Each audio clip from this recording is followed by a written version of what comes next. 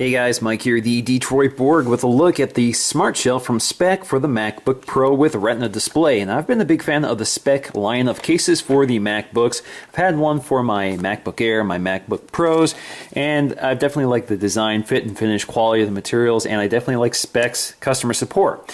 So what I did is wait for Speck to finally release one for the MacBook Pro with a Retina display. So it's been quite a while since that came out, and Speck finally released one. So this retails for a pretty hefty $50. I think it's worth the price. You probably can get it cheaper eventually on sites like Amazon, but right now if you want to get it right away, it's going to cost you. Now it's only available in clear, or you can get clear if you want the glossy finish, or you can get one of the satin models. And right now the color selection is pretty limited. It's limited to black and pink, but I'm sure more will be coming soon. So I like the clear. It maintains the look and design of the MacBook Pro, and it does very little to obscure its design. Now, the reason they call it the SmartShell instead of the see-through case like you see with the other Speck cases is because this is thinner. So I think they say this is about 30% thinner than previously. So this allows the MacBook Pro to stay very thin and also without obscuring its design detail. So anyway, let's take a look in the box. We just pop this out. I've already been using this, so the packaging may not be accurate here, but inside we get our SmartShell. It's two pieces covered in plastic right now. We'll peel that off. And we also have that insert here, which tells us how to install it, how to maintain it, and that's all there is to it. There you go, that's one. And let's go for the bottom piece here. Very satisfying sound, very clean and crisp right now. Of course, it will scratch up over time, particularly because it's that clear version. So let's go ahead and grab our MacBook Pro here. You can see we can just drop this into place. And of course, we also have the Speck cover piece. So we have the Speck logo along with these little rubber nubs inside the case, which prevent this from rubbing against the top of the MacBook Pro. That's definitely a nice detail there. It prevents the case itself from damaging the MacBook. You can also see we have these tabs here. These are friction tabs that grab onto the side of the MacBook Pro. It's the same with the bottom piece. You'll find tabs all along the side. You have one here toward the lip of the lid. So this is where the front of the MacBook Pro is, the point where you lift it up interfaces with the case here. So when you lift up your case, this is what you touch, so it doesn't pop off or flex every time you lift up your lid, so it's nice and secure. So again, just plenty of tabs along the side. We have two on each side. We have three on the back, or two on the back here. You can see two on the back here, and two more on the side. So let's go ahead and snap that on.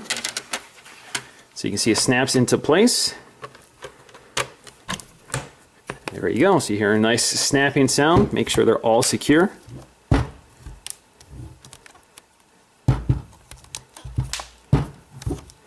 So with the case installed, we can take a close look around. So you can see that everything is covered here along the side. And you can see that we have all of our ports free, our power port, Thunderbolt port, USB port, and headphone jack. On the bottom, we have our vents free as well. So you can see they line up perfectly with the vents on the MacBook Pro. We have our rubber feet here, which are clear, and unfortunately, they do have a history of discoloring. That's my biggest gripe with them.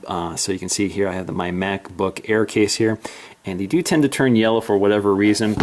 They can pop out. They are removable, so I suppose you could replace them if they bother you, or you could get one of the colored satin cases, which have solid color feet, so the clear ones tend to be the problem, but if you get a different color, you don't have to worry about it.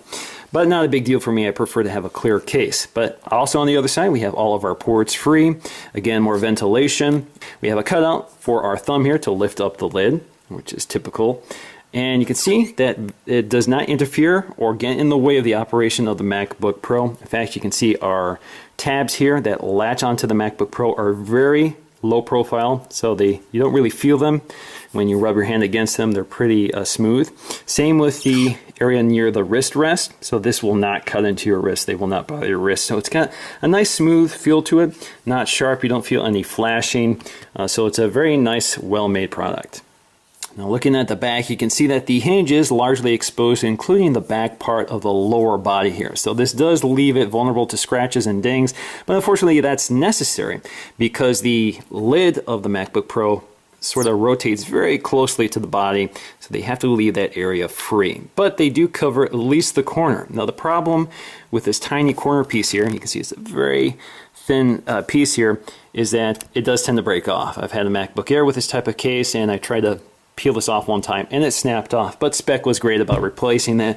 They have an excellent warranty service. Now in terms of taking this on and off, it's not necessarily easy, but it's not necessarily hard. Now in terms of the bottom piece, there are really only 2 fittings on the side right here and then 2 on the back. I would not peel them off from the back. You will break those off at some point. So just pop these off.